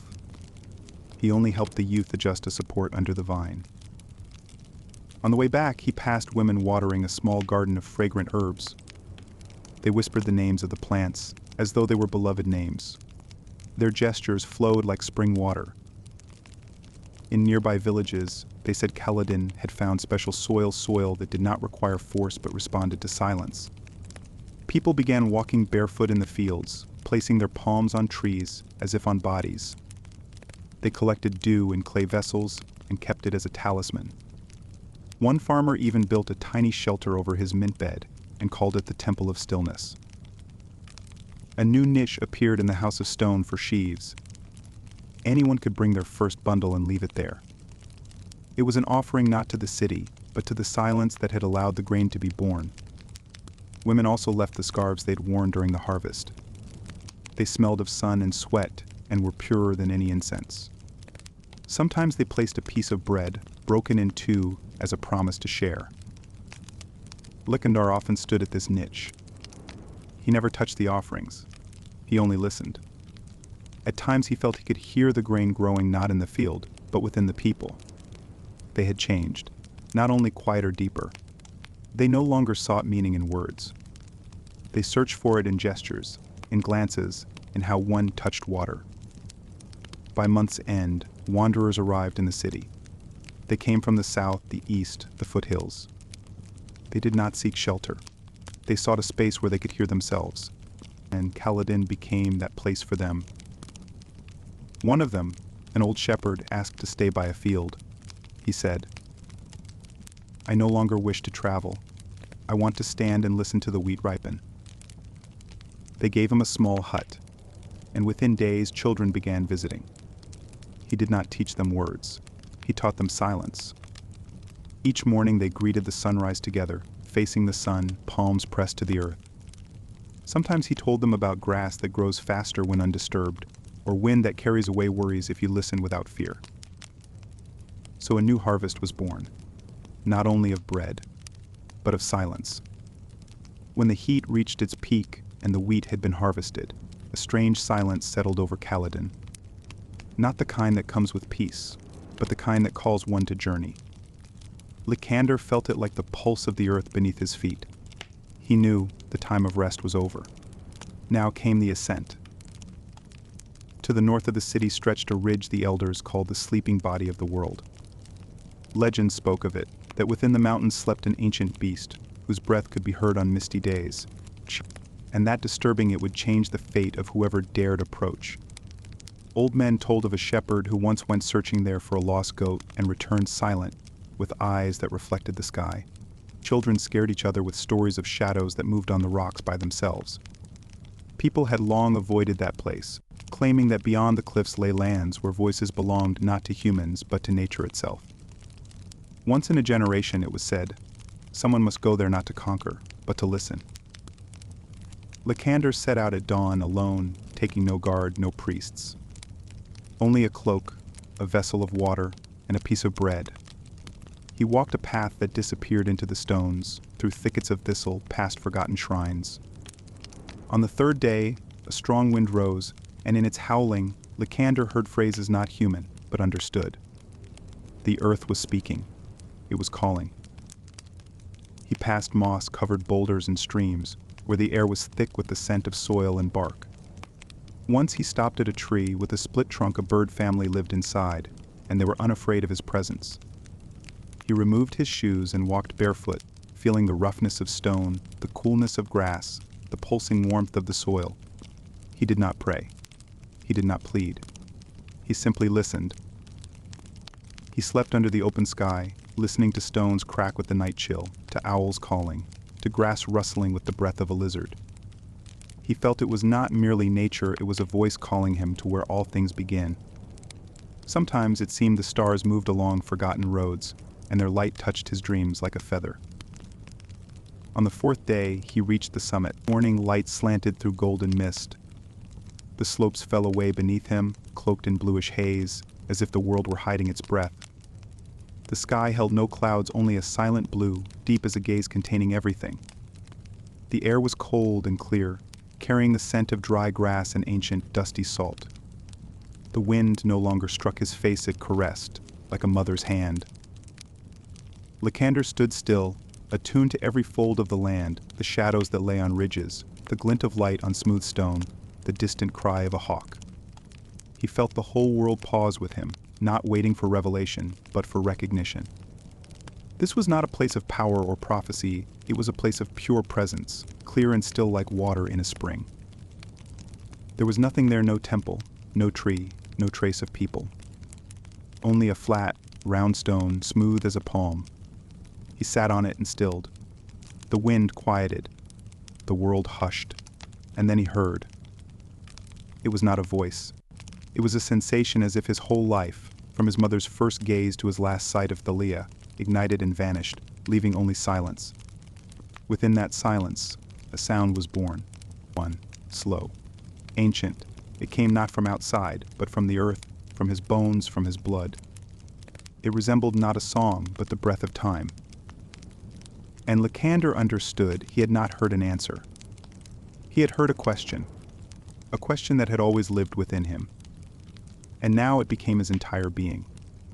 It was not about power, not about fate.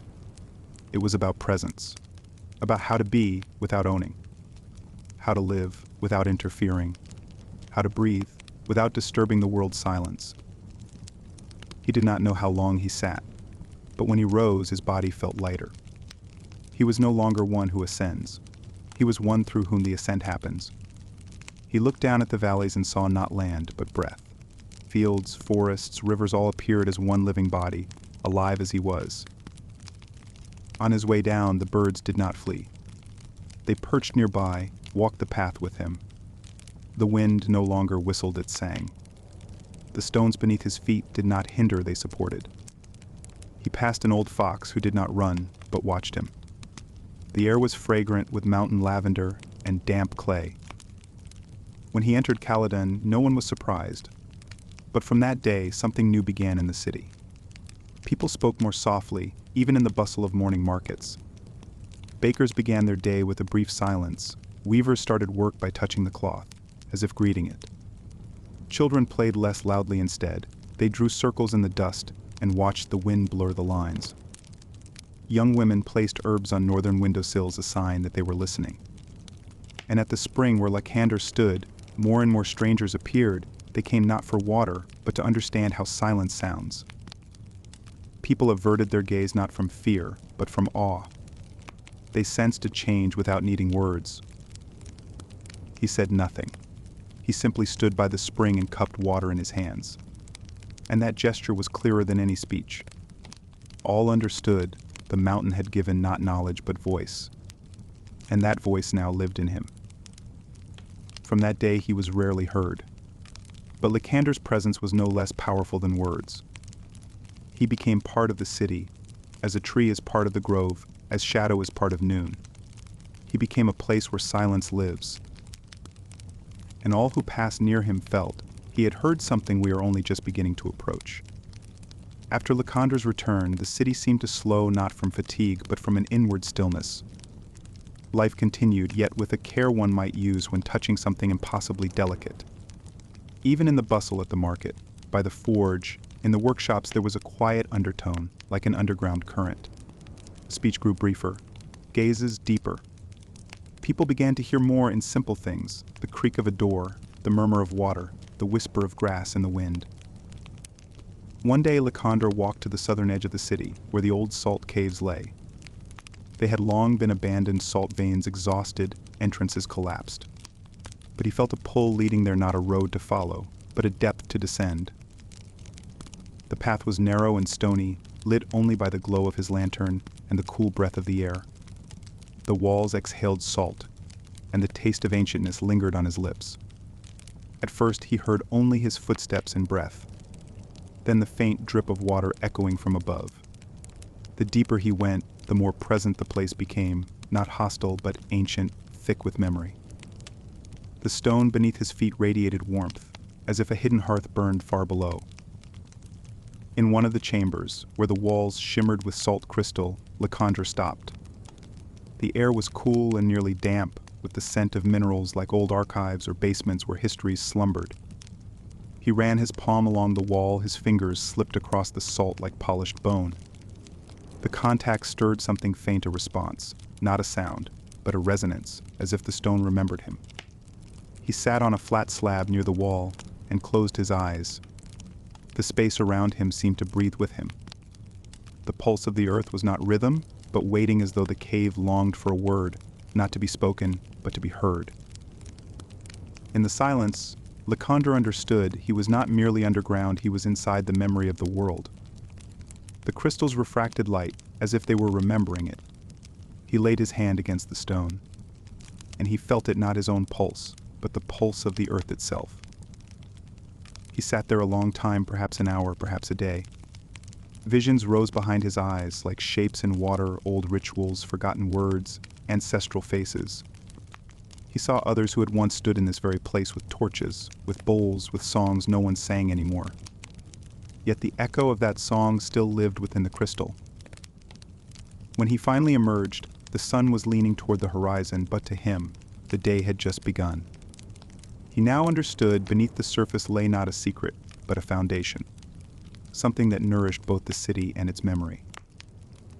From that day he walked the streets not as a ruler, but as a bridge between layers of life. He would enter workshops, homes, schools silently. Sometimes he sat in one place for hours on a doorstep, watching light move across a floor, a woman kneading dough, a boy mending a strap. Once he spent half a day in the shadow outside the library, while a young man copied fragments of old letters. They never spoke, but later the youth said, "That day I understood writing is listening and silence takes shape." Another time, Lycander leaned against the city wall while people passed. No one dared to speak, yet all who passed felt it like a bell that rings with no sound. Wherever he went, people left things behind, a symbol, a sprig of grass, a piece of bread. At the forge, someone gave him a nail cast from remnants of old metal.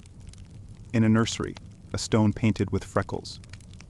At the weaver's, a strand of thread woven with grain.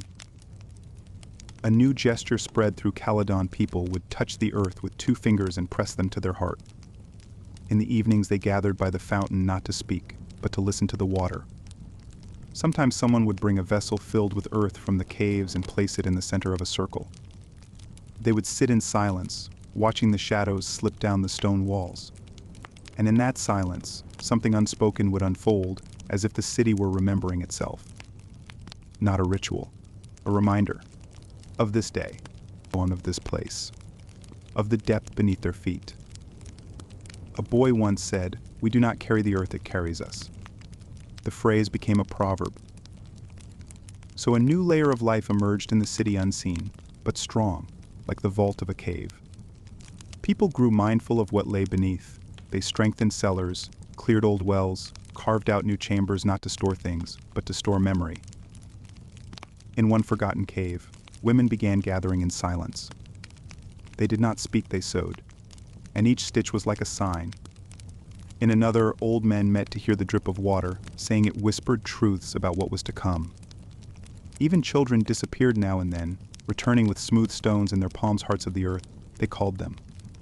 No one explained their meaning, but the silence around them felt like belonging.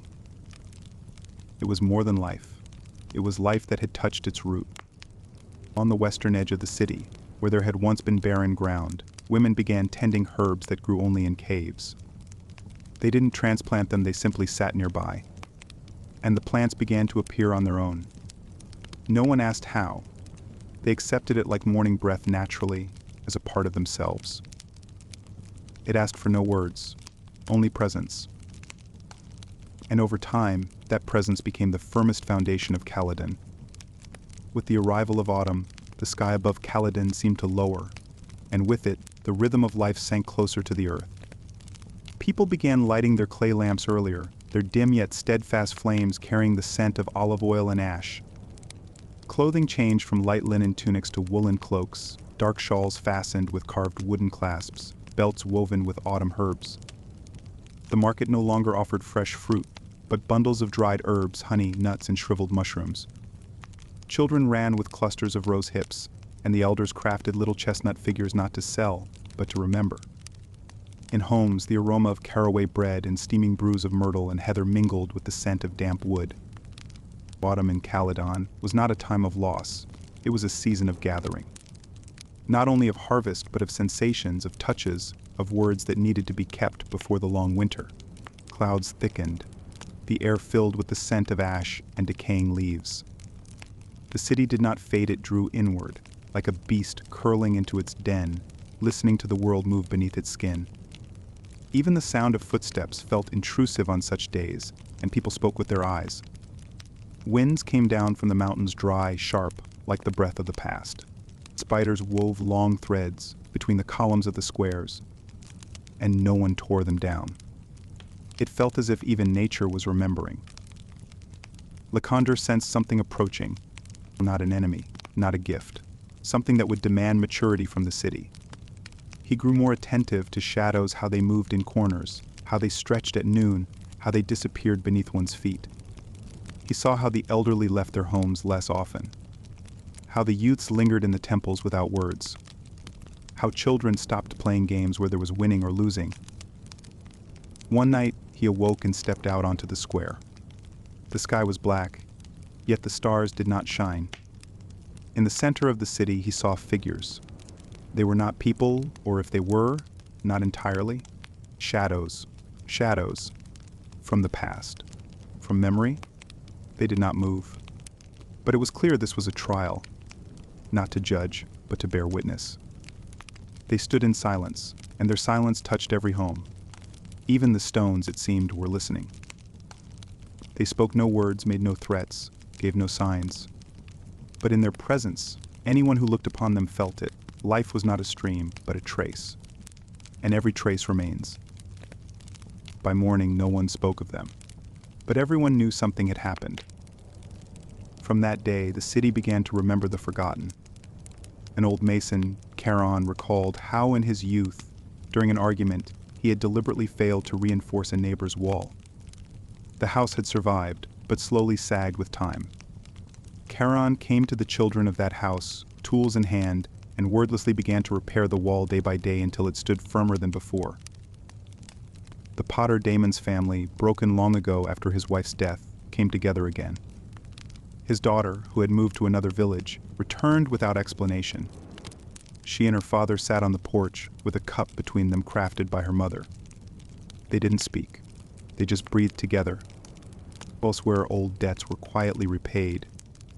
Letters written years ago were placed at the doorsteps of their long-forgotten recipients. A woman once betrayed embraced the one who hurt her. A grandfather who once cast out his son left a bowl of honey at his threshold not for forgiveness, but for balance. In workshops, people would pause to remember who first taught them the gesture of their craft. In schools, children no longer wrote stories, but memories of their grandmothers. At crossroads, little signs began to appear tied knots, sprigs of dry lavender, smooth stones etched with circles. Everyone understood these were not decorations. They were reminders. Lycander passed these places without pause, but sometimes, when he felt it was needed, he stayed. Once, he picked up a small figure carved from a tree root and returned it to a humble altar without a word. Another time, he sat beside a weary old man at the roadside and watched the river with him in silence. That gesture was noticed. Soon, benches began to appear by the river. He also began leaving stones etched with symbols, circles, spirals, wind marks, and cracks and niches. No one knew where they came from, but all felt their weight. These gestures were never explained. They simply lived like silence. He began to see something new, not distance growing between people, but a quiet fabric of understanding. One day he noticed two boys standing on a bridge, holding hands not as friends, but as those wishing to preserve each other inside themselves. On another, he heard a woman reading an old letter over her husband's ashes, not a prayer, but a memory. Her voice trembled not with pain, but with completion. The city entered autumn like stepping into a shadow, not to vanish, but to see what remains when the light fades. Days shortened, shadows grew longer. Fires were lit not for warmth, but so their flames could remind, all things pass, but not all things vanish. In the house of stone, a new crack appeared thin as a hair. No one repaired it. Instead, it was wrapped in a sprig of myrtle. People began to leave seeds there, small amulets, figurines. Sometimes someone came at night and placed a feather or a piece of charcoal inside. They said it was those who had seen the shadows. Sometimes in the dark, someone would whisper at the gates, "We remember," and disappear. The words were not frightening. They reminded everyone that to remember is part of being. Lycander offered no explanation. He understood this was not an end, it was a depth. And depth must be passed through in silence. He listened more, not to words, but to the silence between them. He felt the city sinking roots into what had once seemed only shadow. And in that shadow he found light not bright, but true. The light of maturity. A light that does not blind, but guides. Thus autumn became a season not of judgment for sins, but for forgetfulness.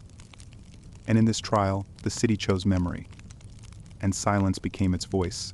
Autumn bent toward its limit, and in Caledon the darkening air carried not just a chill but a restrained anticipation of something ancient, something that had no need for names. The air turned humid, as though the breath of the river had swelled to fill the whole city. Leaves did not simply fall, they lay down, with the precision of a final stroke on the canvas of the world. Everyone in the city, even those who lacked words for such things, felt it. A threshold was approaching. From the first rains, the city streets darkened. The stone slabs glistened, the runnels ran louder, and even the rooftops began to whisper like old cloth touched by a needle. Water crept into the hidden places, between cobblestones, beneath thresholds, into the cracks of the stone house's arches. No one called it disaster. People waited. Too much had already happened in Caledon without words for anyone to name something loud with louder names. The first homes affected by the water were the oldest, those nestled at the base of the slope nearest the ancient river. One such home belonged to a potter named Melon. When the water reached their threshold, they raised no alarm. Melon simply set the clay aside and began lifting bowls, cups, and vessels those made long ago by his mother's hands onto shelves. His wife gathered herbs and charms from the windowsills, wrapping them carefully in cloth. Their daughter, a silent girl with long black hair, watched the water seep in and whispered something in a language no one remembered. She pulled an old doll from a drawer and placed it on a stool beside the entrance. "Let the water know," she said, that this house holds not only people, but their memory. The whole family sat together atop a tall chest, watching the water wash over stone and furniture legs, not with destruction, but with quiet insistence. They did not resist the current. They let it be. People did not complain. They opened their doors so the water could pass through. Women lifted baskets of grain to higher ground, men braced the beams and hammered stakes into the softened earth. The children began carving tiny boats from wood and sending them down the growing streams between the stones. Bark rafts, wax figurines of forgotten gods, everything sailed downstream, leaving behind invisible threads, as if each were a message to the water. Lycander did not watch from some high place. He stood ankle-deep in the water himself, his cloak heavy with rain. He felt it. The water was not here to destroy, it was here to remember. At night, he slept by the riverbank, listening as a rhythm rose from the depths, not a roar, not a weeping, but a whisper from ancient times. And in those nights, he dreamed visions, the old river bed, glowing with light, a tree burning within water, yet not consumed, a city enclosed beneath a dome made of droplets. Then, one night, the tree in the center of town caught fire suddenly, and yet with a strange inevitability. It was that very tree by the fountain, old and crooked, with pale bark, familiar to everyone since childhood. People smelled the resin burning before they saw the flame. And that scent woke memories of feasts, of bonfires, of evening tales, and of a fear not of fire, but of what it meant. No one screamed. No one ran for water. They emerged from their homes in silence, as if summoned. They formed a circle, not close at a distance where one could feel the heat, but not be burned. The fire rose without smoke, and in it there was no destruction, only transformation. The bark crackled, the flames sang in the limbs, and each person there felt something stir. An old grief, a buried joy, a quiet clarity. Someone closed their eyes and saw their childhood. Someone simply stood, feeling something stagnant dissolve. The fear was replaced by reverence. The flame lit not the street, but the inner landscape. The tree burned until dawn. And when the fire vanished, there was no ash, no charcoal, only a round hollow in the stone, like the imprint of light. And in it water, warm, clear, without reflection. From that day on, water and fire walked the city like messengers. One street in the north flooded, but no trace of moisture remained.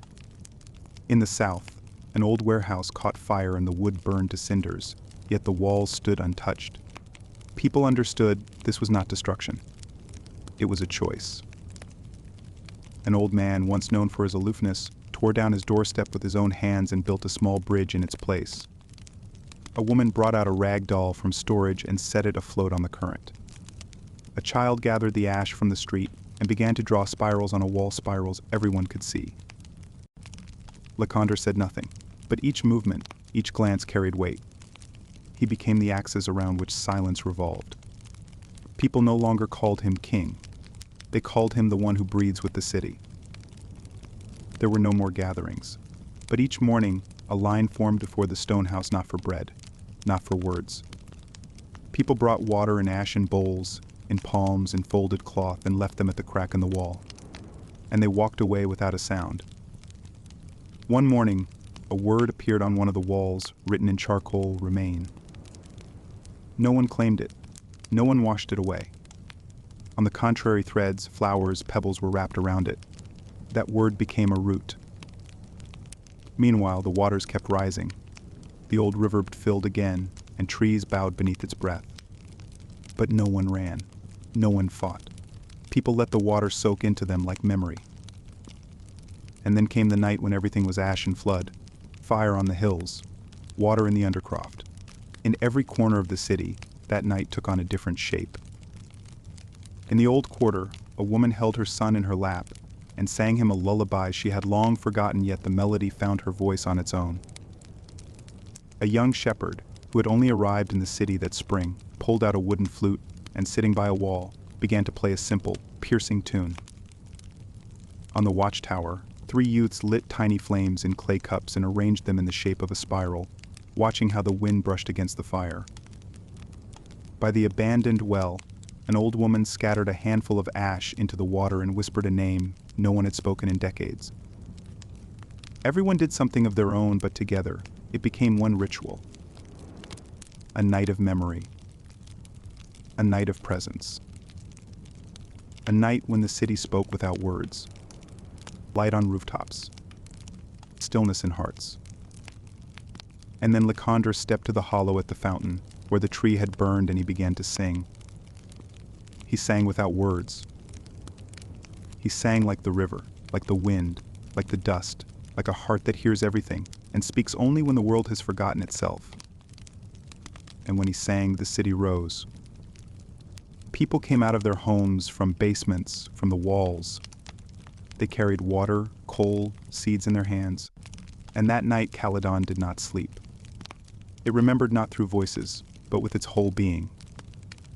With the first light of dawn, the water withdrew. What remained was not damage, but a trace soft as fabric. The ash became soil. The fire became beginning. The silence became a song. And in the heart of the city, in the hollowed stone where the tree once stood, grass began to grow. In its green shimmer, the sky reflected not the one overhead, but the one beneath the skin of the world. And everyone who saw it knew they had stayed not because they could not leave, but because the roots were not in the ground. They were in the memory that had once become home. And that was just before dawn. The sun over Caledon did not rise abruptly that day. It hesitated at the edge of the horizon, as if uncertain whether to cast its light again upon a city that had endured both flood and flame. The sky was dim, like a veil between worlds. People stepped into the streets wordlessly. They did not expect a miracle, they awaited completion. The silence in the city had changed. It was no longer deaf or tense. It had become warm, like dew before dawn, like the breath of someone asleep. It had become a home, and within it, one could feel something returning, not someone, but something that had always been near, and now had taken shape. Lycander stood at the edge of the eastern wall, and watched the light carefully touch the rooftops, the trees, the puddles. His face bore no triumph, not even relief. Only recognition, like meeting oneself not in a mirror, but in the breath of the world. Since the city had passed through its night of water, of ash, of song, much had changed. People still worked, ate, loved, mourned, and were born. But each act now moved to a different rhythm, as if an invisible hand guided the brush, and every gesture became a stroke on the canvas of shared fate. There was nothing that day worthy of chronicles, but each moment felt complete. Leaves falling from trees were no longer just leaves. A stone in the road was not an obstacle, but a sign. Even the wind, rushing through the streets, carried meaning like an old scroll crumbling at the touch, leaving behind dust from which knowledge might be reassembled. In the courtyards, stone circles appeared. Some people began to walk them each morning, not out of ritual, not by instruction, but because their bodies sought a form for breathing. Children began drawing in the dust not warriors or beasts, but waves, spirals, crossings. Someone found a smooth shard of fired clay at their doorstep, with a single word scratched into it, aloud. Yet no one spoke. In the old clay workshop, once home to pots and jugs, people now shaped lanterns round, perforated, so that shadow could pass through. They weren't sold. They were left at crossroads. And at night, embers would glow inside not by hand, but as if lit by memory. Where once there had been executions, the square now held only a stone. Beside it, a vessel of water. No one guarded it. No one touched it. But every passerby slowed their steps. The water held no reflection. But if one looked long enough, something inside would grow quieter. One day, a new word appeared on the city's central wall, beyond. Again, no one saw who had written it. But no one erased it. Soon, wild and unfamiliar plants grew near it. No one had planted them, yet no one disturbed them. On one of the old forest paths, a stranger appeared. No one knew him. He did not speak. He did not ask for directions. He walked barefoot, with a staff adorned by a bundle of feathers. A dog with white eyes followed him. People saw him but did not approach. Only one child offered him a dried fig. The wanderer nodded and disappeared into the trees. He was never seen again. But where he had stood, a smooth, round column of clay rose from the earth. No one built it. No one touched it. Yet stones were gently laid in a circle around it. Lycandra more often retreated to places where no people came, the gorge, the overgrown spring, the ruined tower wall. There he sat without thoughts, without prayers. He simply breathed.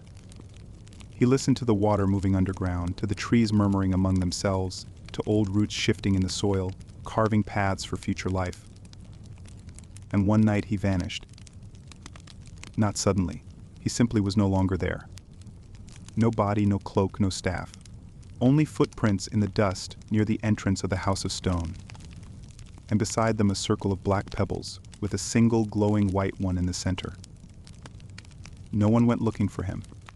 Not because they did not love him, but because they knew he had become what he always was, a voice returned to silence. In the days that followed, the city did not mourn. But the silence changed once more. It became deeper. It held a new breath like that of someone who has remembered. The next morning, a leaf lay at every doorstep. On it, a single word, each one different. But all words, when gathered together, formed a phrase. You are part of what remembers. And then spring began. Caledon did not awaken. It blossomed. Not suddenly, not loudly, but like earth reclaiming its name. And in that moment, silence did not disappear. It became roots. And the city began to sing. But the song was unlike music. It sounded in the droplets falling from branches, in the crackle of hearths, in the rustle of garments, in the silence of elders, and in the scurrying of children. It was a song that needed no listening. It was felt in the skin, heard in the bones, and everyone who heard it knew they were part of the choir. From all corners of the land, wanderers began to arrive. Not in crowds, not by summons, one by one. They brought water from distant rivers, ashes from their own hearths, stories written not in ink, but in charcoal upon birch bark. They were not looking for teachings. They were looking for a place where one could truly remember. In the city's center, no temple, no square was raised, but a bare circle of earth, ringed with smooth stones.